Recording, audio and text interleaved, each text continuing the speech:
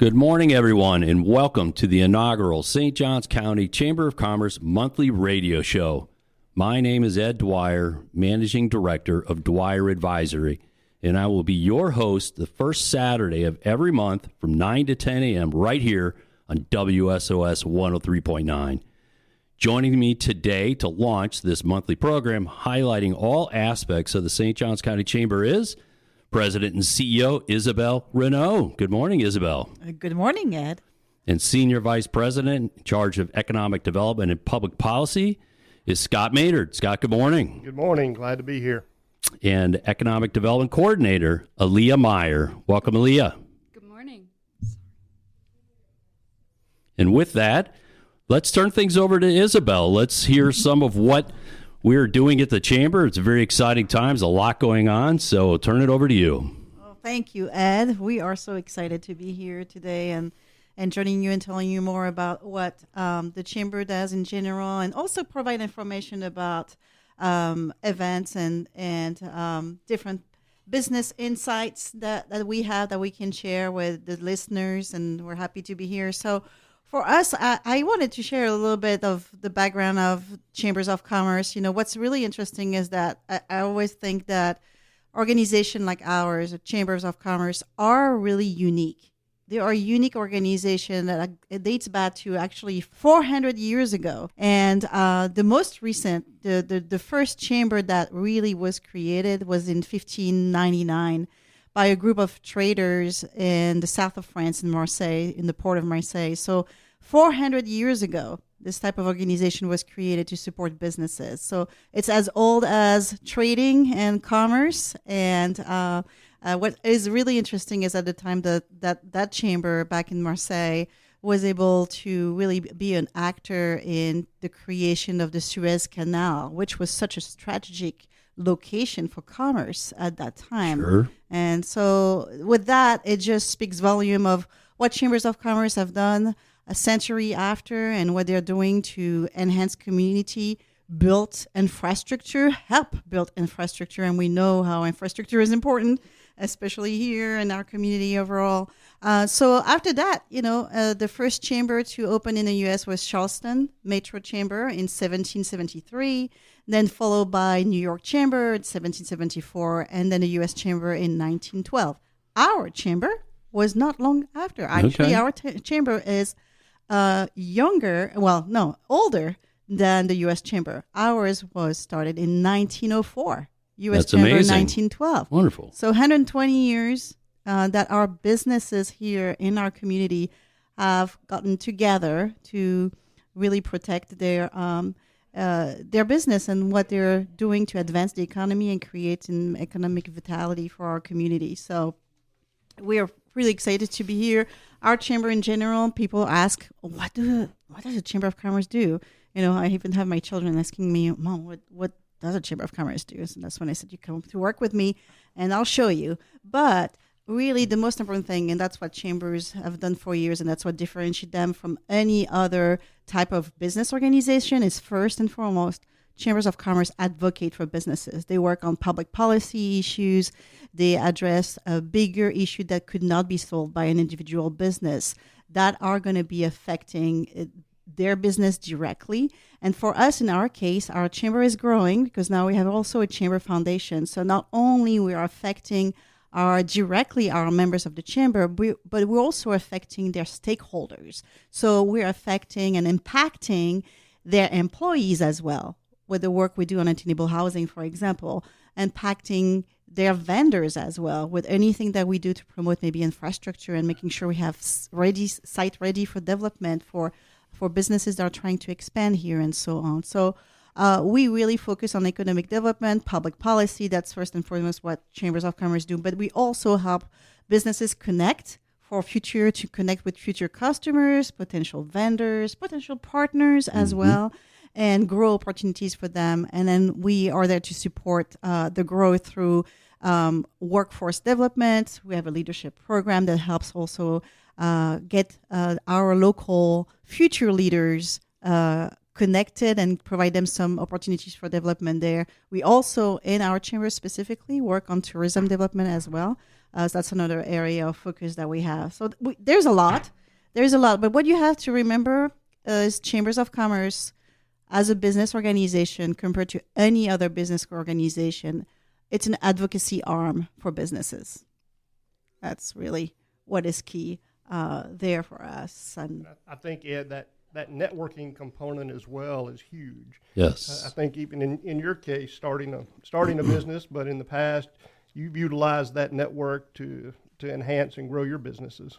No, that's right. I was one of the reasons why I am the host of this show is I kind of feel like I'm a little bit of a Chamber of Commerce poster child because I joined the Chamber in 2019 when I had a business that I owned, and it was how I got some of my first clients. And then during COVID, there was a panel that we put on up at Sawgrass that was around all the financing options. So as a career banker, I was asked to moderate a panel, and there I met Joseph Rowell, who hired me to come work at North Avenue Capital in Ponte Vedra for a little while. And then also, I was presenting in another chamber event, some folks from the homeless shelter came up to me. And lo and behold, here 6 years later, I'm still on the board of the homeless shelter, all because of the chamber.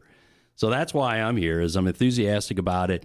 But for all of you who are sitting out there wondering, I'm involved with the chamber, but maybe I'm not getting that out of it. Well, guess what? It's up to you to get out of it, what you put into it. And that's what we'll be talking about each month, is how can you leverage the chamber better for what you do? it's definitively an investment. It is. It is an investment of time. That's right. But it has a big ROI when you know how to invest it. And we're there to help as staff. We're there to help us for us. Hey, this is the best use of your time for what you're trying to achieve for your business. And we guide businesses on where they need to do, what they should attend or should not attend, because that's not part of their reach, their goal necessarily. So we want to make sure they're efficient and effective in what they're doing. Yeah, I think that opportunity to grow your network, to increase your visibility throughout the community, and to make those connections that you may not know have an opportunity to help you grow, but as you begin to network and participate, all of a sudden you meet one person or another person, and that's developing business for you. And I'm happy also to share what Scott, who was just talking about the networking and the impact that we're having. There is a program that we're doing that we'll be talking about next month. It's the Pitch Factory. And actually, Ed, you are well acquainted with the Pitch Factory. You want to tell us more about it? Well, that's right. Scott, why don't you add a few pieces? But yes, over the last 3 years, I was involved with the Chamber in launching this Pitch Factory, which is kind of like Shark Tank. It was an opportunity for local entrepreneurs to learn how to start a business. And Scott, I know you were heavily involved in the last sessions. It's been wonderful.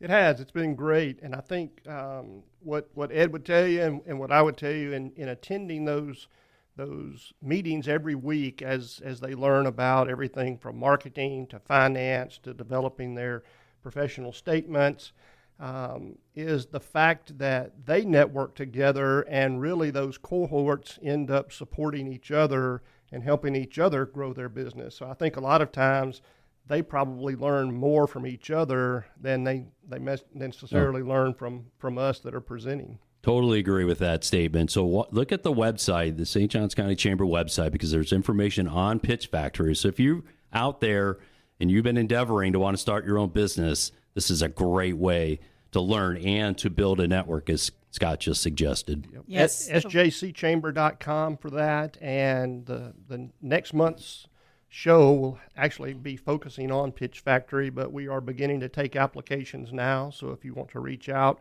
all of our contact information is on that website at sjcchamber.com. We'll also be focusing on the Autism Awareness, on Autism Awareness Month next month in the month of April. And the reason we will do that is because our community and our chamber was trying to be the number one tourism destination in the state of Florida that is autism certified. So find out more about that next month. It's going to be really exciting. Really interesting. And given the tourist community and the jobs opportunity, that's an amazing idea. Yeah. And then we'll follow up in May with legislative update. We'll talk about what happened during the legislative session. We'll talk about hurricane preparedness and resiliency and emergency and all of this. attainable housing later on, and then education, and more about our infrastructure as well. That's right. Well, we're going to take a quick break, listen to a few songs, but do stick around because we have a very special guest.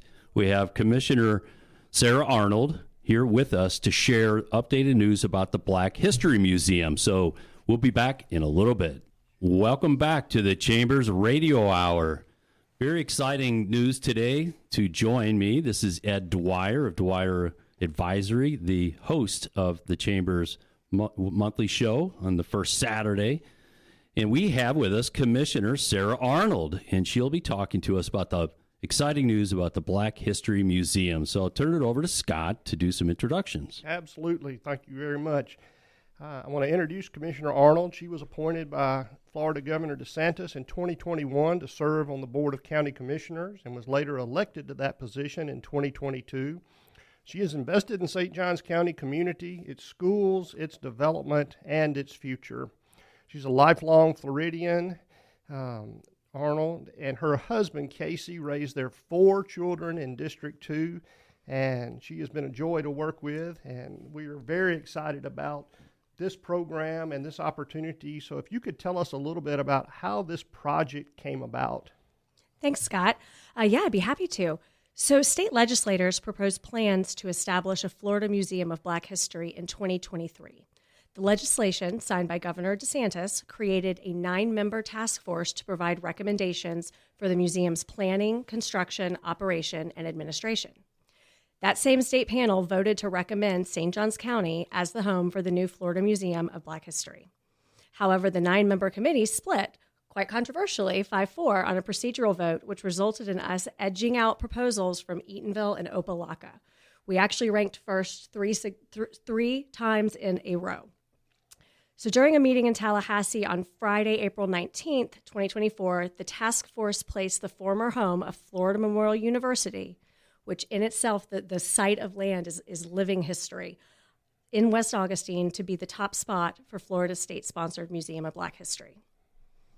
When it's completed, this museum will be an outstanding historical and financial partnership for FMU, the county, and the region, and will create job opportunities for the citizens of St. Johns County. St. Johns County and Eatonville emerged as the 2 most likely sites during this process and after DeSantis signed the law creating the task force. Supporters envision a facility the size of a city block, up to 100,000 square feet of exhibition space, several halls, a performing arts center, and hopefully an educational component. St. Johns County supporters note that Black American history began in St. Augustine with Fort Mose, that the city figured prominently in the passage of the 1964 Civil Rights Act, and that they had lined up support of 9 area nonprofits, including the Jaguars Foundation, the PGA Tour, the YMCA of North Florida, all 4 HBCUs, and neighboring counties, both county commissions, mayors, school districts, you name it. Everybody came to the table. It truly is going to be a regional asset. You know, what's interesting is we talk about Florida Memorial, and most people don't realize the significance of that land or the fact that that HBCU was once here. Absolutely. I believe they had their 3rd iteration as a college here in 1918, and they were given the land by the city of St. Augustine at the time. The land is very, very storied. It was everything from a plantation to the site of some of the first free Black Americans here in the country.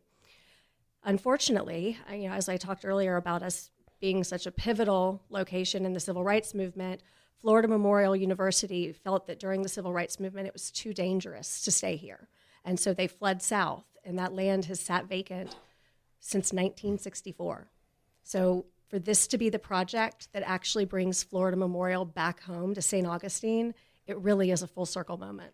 Yeah, and the state of Florida has, I think, 4 HBCUs, and I believe all 4 have endorsed St. Johns County for this project. That is correct. We had 3 of the 4 going into the process, and as of last week, all 4 have sent us letters of support and endorsement. That is great. That is absolutely fantastic. I know early last year, probably March, probably getting around this time, you guys took a trip to Tallahassee to lobby for this museum. Can you tell us a little bit about that trip and the excitement that happened there? Absolutely. This whole project really started as an organic groundswell from the community. We weren't really looking for it. It happened organically. It made sense that West Augustine, with all of its history, and St. Augustine, with all of its rich history, would be the right place for it. And the community came out. They wanted to show their support. And so the residents of West Augustine chartered a bus and decided to join our task force over to Tallahassee to show how much this community was invested in it. And scarily, that bus caught fire on the side of I-10. Believe it or not, no one was injured. It was truly by the grace of God that everyone got out on time. And I will tell you, not one person turned around. They kept going. We called the sheriff. He sent vehicles. He called his counterparts over in Baker County where the bus broke down. They sent school buses. They sent vans. They took some of our residents to breakfast while they waited for extra cars to come. And every single one of them made it to Tallahassee by noon for our presentation. It really put us on the map, and I think that story will have to be included in this museum of how it came to be because it is now history. It got picked up by a tremendous number of news outlets, and the publicity of that also helped highlight this area and this region for the museum. Absolutely. No, again, I'm just so grateful that no one was hurt. But we got quite a bit of Northeast Florida press out of it when they were interviewing all the people on the bus. They said, "Where are you going? What are you doing?" And all of a sudden, the Florida Museum of Black History and St. Johns County was on the map. And I know Senator Leak has put legislation forward to get to the next step. So can you tell us a little bit about that and what the next steps are? Absolutely. So Senator Leak has filed a bill that would establish the location of the museum in statute to St. Johns County. It establishes a board of governance, and Representative Michael in the House out of Jacksonville is going to be running a $2 million earmark for us in the House so that we can get some planning, design, and engineering of the museum up and running. So it's, again, that kind of speaks to our regional approach. I know, I believe Senator Simon has also signed on as a co-sponsor, and we're off and running. We hit committees in 2 weeks. Yeah, you mentioned the JAGS and the PGA Tour, but in reality, all of our surrounding counties have also been invested in this process and have offered their support as well. Yes, we were so fortunate. Once word got out, not only did all the surrounding city councils, but mayors, school districts, library systems, various nonprofits, churches, and stakeholders in our community. I mean, almost every African-American leader in Northeast Florida wrote a letter of support for us. So it was just, quite frankly, it was overwhelming, the support. And it was nonpartisan, it was universal. Everyone is invested in this project at this point. And Ed, we talk about this as a museum, the Black History Museum, but in reality, this is going to be an educational opportunity. Mm-hmm. There are going to be rooms available, classrooms available, and it will be much more than just a museum. So I think there's going to be opportunity for us to draw in citizens statewide to come see this and learn. Well, I'm sure nationally, right? This is going to be one more draw, as if St. Augustine and St. Johns County need more draws, but this is an amazing one. But I know some of the testimony was, how could it be anywhere else? With the storyline of in St. Augustine, it really is remarkable, and it's incredible to see all the collaboration you talked about, Commissioner, which is heartwarming. No, I appreciate that. I'll leave you with this.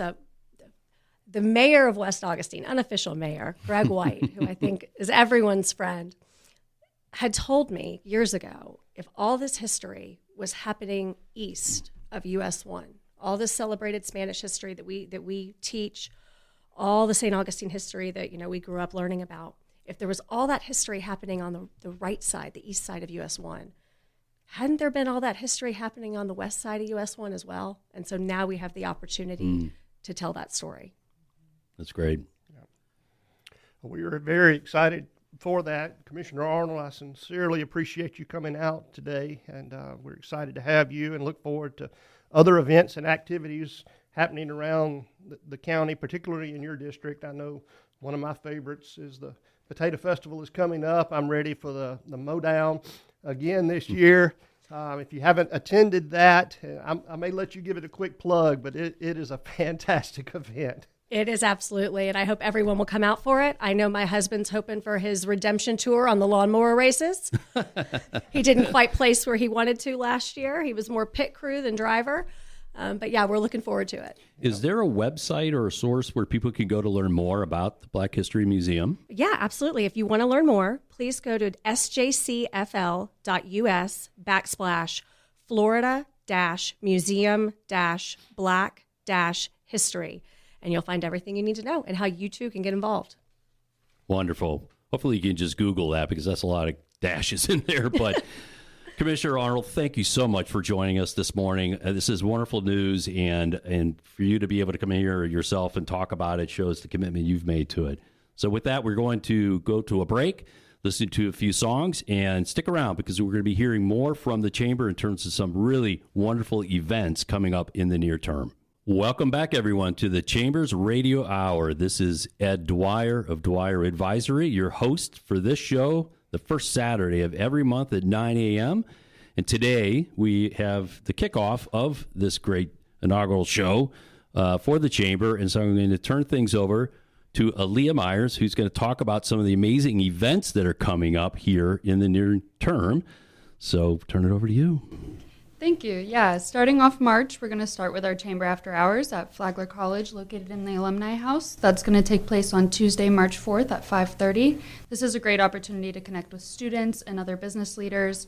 This is a great opportunity to also get to know our workforce and potential employees. That these are the people that you're going to get to intern at your business. These are your future employees that you're going to get. That are going to provide that economic growth for our future.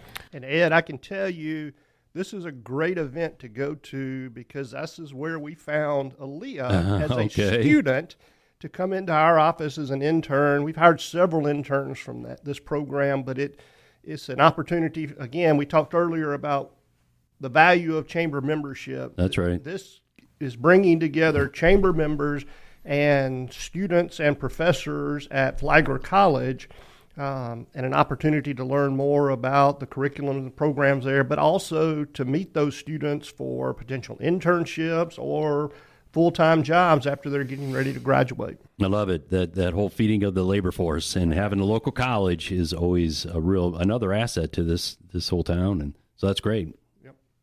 Yeah, and then also we have kicking off TPC Week, the Night at the Players on March 6th, joining the St. Johns County Chamber and the Jacks Chamber of Commerce in support of the Players Championship. This is an evening with refreshments and networking with over 500 business leaders from Northeast Florida. Make sure to register online to secure your spot. This is a very well-attended event. You know, having gone to that in the past, it's really kind of cool to be able to go to the course that's before it's been played on. I mean, it is pristine. I remember a couple of years ago, the sun was setting, and it was almost like it looked fake. It was just so beautiful. So it's an opportunity to get to the course before the players are even there because they typically show up over that weekend. So definitely check out this event. It is. And the other beauty of this event is it's one of several that we do every year in partnership with the Jacks Chamber. Oh, that's right. So, again, member benefit, now you have the opportunity to engage not only with our members, but there's also a significant number of members from the Jacks Chamber there as well. Just an additional networking opportunity. Creates a big crowd. Yeah, and add a touch of TPC Sawgrass excitement to your evening by participating in the iconic 17-hole challenge. Another opportunity to connect with local businesses, Evolve Learning with Leaders on March 25th. It's not enough to talk about women in leadership. I know as a woman in business, especially in the economics field, representation of women in the industry is very important. Advent Health has created a pathway to create new female leaders. We are hosting an event with Flagler Chamber in this Learning from Leadership session. Hear from Audrey Gregory, Executive Vice President and CEO of Advent Health, East Florida Division, and Denise Bale-Chubb, President and CEO of Advent Health Flagler St. John's, as they share their career paths at Advent Health, where women make up 77% of the workforce, and the unique characteristics that have fueled the elevation of women to senior executive positions, such as traditional mentorship combined with executive level sponsorships. Having female professors in college that showed me the path of economics and what it can do and the importance of female representation in that area and in my career gave me the opportunity to pursue this and gave me the pathway to my career development and also my personal development. That's wonderful. One thing that's interesting about that, I don't want it to get overlooked, 77% of the executive staff at Advent Health is made up of women. That is huge. And I'm not going to steal their thunder of their program, but they take mentorship to a next level that they call sponsorship. But it really takes that cultivating of young talent and helping to promote that to another level. So this is going to be a great event to come and learn more. That's wonderful. We've obviously seen an explosion of healthcare companies here in St. Johns County. And so it's wonderful to see Advent Health really stepping up and doing this leadership program for women. It's fantastic. If you didn't see the announcement, Advent announced that they purchased 28 acres in World Golf Commerce Center last week. Last week, another one coming to the I-95 corridor here. That's amazing. Another event we have coming up is our quarterly EDC breakfast with Mark Lamping, the president of the Jacksonville Jaguars. That's going to be on Friday, April 11th. This is a well-attended event, and it's very exciting as this is the stadium of the future. He's going to be providing updates on how the construction is going with the stadium of the future, their intentions are, as well as updates on the Jaguars team as well. Hopefully they have a better season coming up. As the Economic Development Council breakfast engages community leaders, it also engages the community on how they can participate more in economic development and how these businesses play a role in that as well.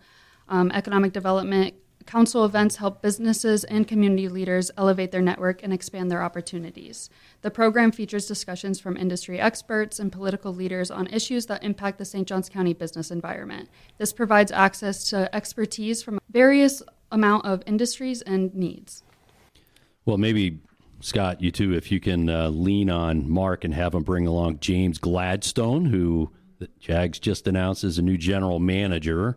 That'd be wonderful if we get a twofer there. Absolutely. Or the new coach as well. So well, that's right. There's a lot of new people involved with the Jaguars. A new stadium, a new coach, a new general manager. There is lots of activity happening around the Jaguars. Indeed. Well, this event would attract a lot of sports fans. If you didn't recognize the name Mark Lamping, he was named president of the Jacksonville Jaguars in February of 2012. Now in his 31st year as executive in the professional sports, Lamping became the Jaguars' first president since the end of the 1996 season and currently serves on the NFL Stadium Security and Fan Behavior Committee. As president of the Jaguars, Lamping oversees all team business operations in addition to managing other incentives driven by the team owner, Shad Khan, as well as representing the Jaguars and working with the city of Jacksonville and the proposed Stadium of the Future that will serve the team, downtown Jacksonville, and the entire North Florida region for generations to come. I think it's important to mention the revenue stream that this stadium could generate just outside of sports, but also bringing in entertainment, bringing in artists. We all saw what Taylor Swift did for the economy in the cities that they visited on their tour. So that was just a great opportunity to bring in entertainment that we haven't seen before in Jacksonville and help grow that downtown area. And I think to highlight that too, people don't realize this is not just a opportunity of economic development for Duval County and the city of Jacksonville. We get a tremendous amount of bleed over in St. Johns County. No question. Every game day. So it's exciting for us as well. Well, believe me, living here in St. Augustine, the road team, whoever the Jaguars are playing, you see Steelers fans or whatever, renting up the Airbnbs, filling the hotels around here in St. Johns County. And so it definitely is a ripple effect. It's a big one. That is absolutely right. If you walk down George Street a Friday night before a game, you Everybody's see a wearing lot their of opponents. colors. That's exactly right. And sticking with the sports theme, we also have our Chamber annual golf tournament coming up. This is one of our signature events, and be prepared to swing into action with the annual Golf Classic. Join us for a day of networking, friendly competition, and supporting local businesses on Monday, May 5th at the Stillwater Golf and Country Club. If you haven't been to that club already, it's an amazing opportunity to go and golf on some of the best courses that we have in Florida. Whether you're a seasoned golfer or just looking to enjoy a day on the greens, the event is a great day to all skill levels. This year, all golfers can take a chance at a hole-in-one contest to win a 2025 Hyundai Santa Fe XRT, courtesy of Hyundai of St. Augustine. Any other events can also be found on our event calendar on our website at www.sjcchamber.com. Perfect. And listen, that events calendar is really helpful. I know I look at it. Typically, you send out even an email to the members to kind of say, here's what's coming up in the next month. And so please, everyone out there, if you're a business owner and you're a member of the chamber, make sure that you're taking opportunity to go to many of these events. If you're a business owner and not a chamber member, then please check in with anybody and everybody here, because they would love to have you come in and talk about the benefits of the chamber. And so with that, we'll wrap up this session. We'll be coming back with one last segment for this inaugural show, so we'll be right back. Welcome back, everyone, to the Chamber's Radio Hour. This is Ed Dwyer with Dwyer Advisory, here with the leadership team from the St. Johns County Chamber of Commerce.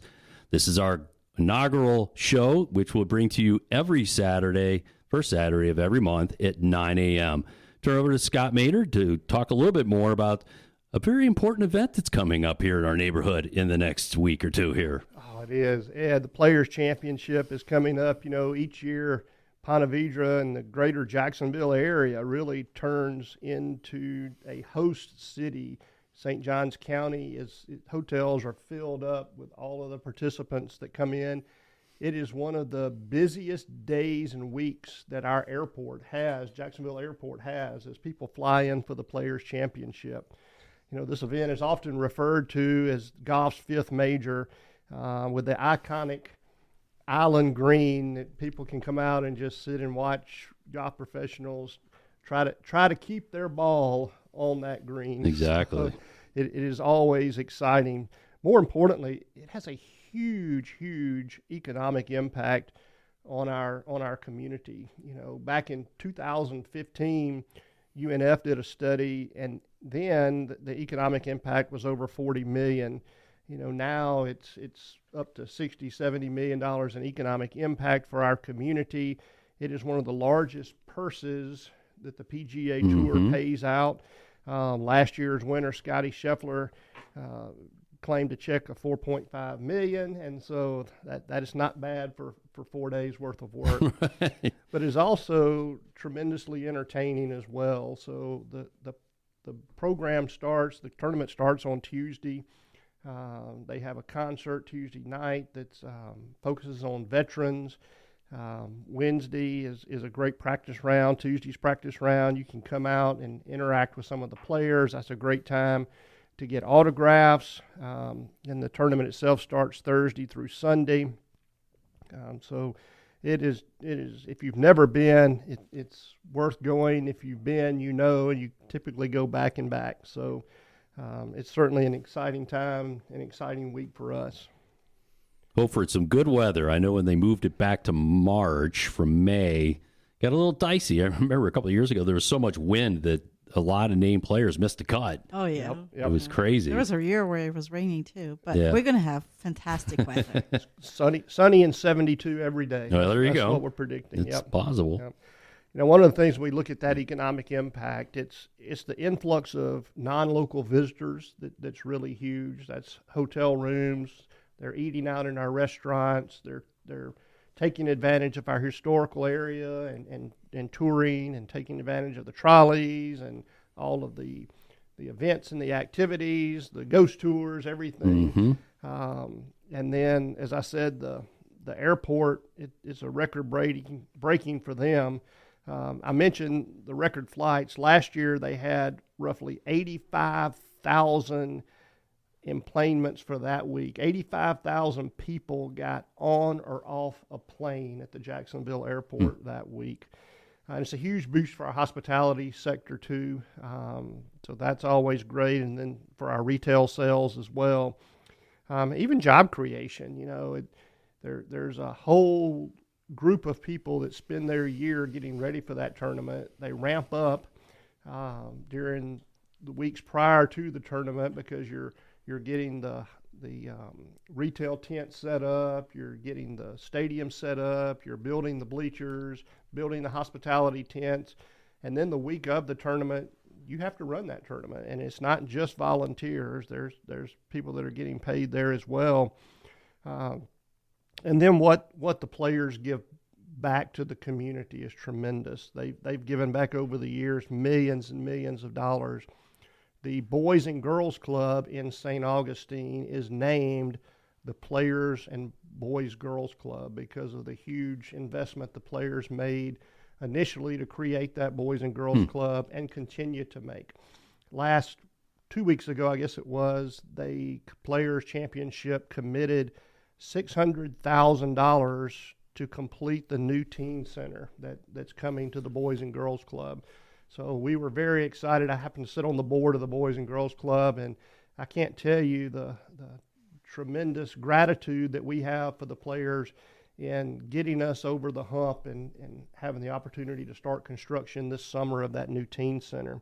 So that is going to be great. If you're interested in going to the Players Championship, the Chamber does have some tickets available in our Chamber store. If you go to sjcchamber.com and click on the Chamber store, there's tickets available there if you want to purchase individual day tickets, or you can call us. We'll have more information. So we look forward to that. I think it's going to be great. It's going to be wonderful. I'll definitely be there one of the days. Yep, absolutely. And one other item that we have coming up, Isabelle mentioned in the first segment, we started a Chamber Foundation, a 501c3. And that Chamber Foundation is really focusing on 3 pillars in this community. One is Leadership St. John's, is a leadership program that we run. We typically have a cohort of 25 to 30 individuals being involved in that.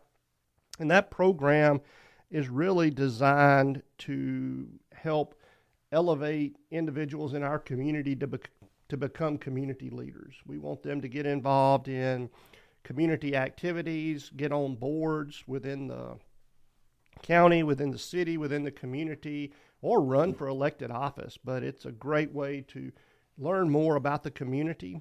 The second pillar of our foundation is workforce development. We work closely with all of our educational institutions here. We want to make sure that students that go to school in this area can stay and work in this area. So that is huge for us. And then we're starting an emergency relief fund. One of the things we found out in the variety of hurricanes and in COVID that we had is a lot of times small businesses that are already struggling and on tight margins need a little assistance maybe to get through a disaster. And so we are creating a fund that we will be able to create grants or loans out of to help businesses get over the hump in times of a disaster. So those are 3 pillars that we're really looking hard at. And to fund those takes the community. And it's an investment in your community. And we have coming up Thursday, April 3rd, at Tringali Barn, our annual fundraiser. This year's theme is Denim and Diamonds. We're going to have a great night, music, a live auction, a silent auction, lots of networking opportunities, and great food. So if you're interested in participating in that, please come out. There's more information on our website as well, but we'd love to have anyone that wants to get involved there get involved. Well, if you haven't been to an event at Tringali Barn yet, maybe this is the time to do it. We had the homeless shelter fundraiser there for 3 years. Chris Shee, the owner, is amazing.